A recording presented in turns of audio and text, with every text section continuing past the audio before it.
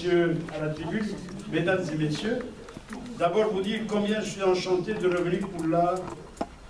Ça fait déjà, je ne sais plus compter, j'ai plus assez de doigts sur les mains pour compter. Donc je viens toujours avec autant de plaisir et en même temps, je retrouve Annette et Michel, avec qui j'ai beaucoup de sympathie. Puis la dame a mis un rugbyman à côté, là, Gilles, avec qui j'ai aussi beaucoup de sympathie. Ça me fait plaisir de les retrouver, puis parmi nous, je connais beaucoup de monde aussi. Donc, la première chose que je dirais avant de parler des choses désagréables, n'est-ce pas?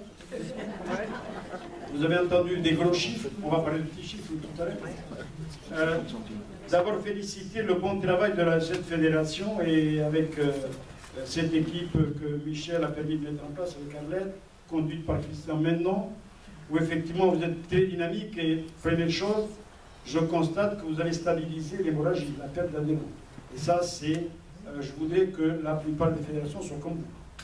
Malheureusement, je dis malheureusement, ça n'est pas le cas. Certaines directions de fédération se contentent de regarder les choses de loin et ça. Bon.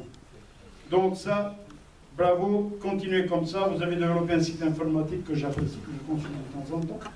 Ça m'arrive, vous savez ce qui se passe ici.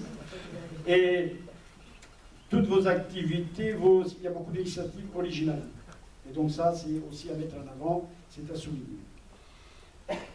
Je voudrais donc dire aussi deux ou trois choses, puisque on n'a pas évoqué, Christian n'a pas évoqué dans son rapport. Vous savez qu'on parle beaucoup de l'adaptation de la société au vieillissement. Il y a une loi en préparation. Donc cette loi devrait, normalement, le projet déposé en Conseil des ministres le 9. Si tant est qu'il est déposé, on ne sait pas. Tellement de choses qui peuvent se passer d'ici là. Il dit des choses dans les couloirs des ministères un peu bizarres. Enfin bon, on verra ça dans la presse. Donc, cette loi, globalement, disons, elle prend en considération essentiellement la perte d'autonomie. Et c'est un vrai problème pour un certain nombre d'entre nous. Puisque quand même, la perte d'autonomie, c'est grosso modo, allez, 1 200 000 retraités sur 15 millions. Ce qui veut dire que les autres, ils sont en bonne santé. Du moins, ils ne sont pas en perte d'autonomie. Enfin, cette loi, nous avons beaucoup travaillé en tant qu'association, puisque nous avons été conviés au travers du Conseil national des retraités et des personnes âgées à rencontrer à plusieurs reprises les représentants du ministère, la ministre, etc. Et nous avons donné nos avis, on a fait part de nos observations.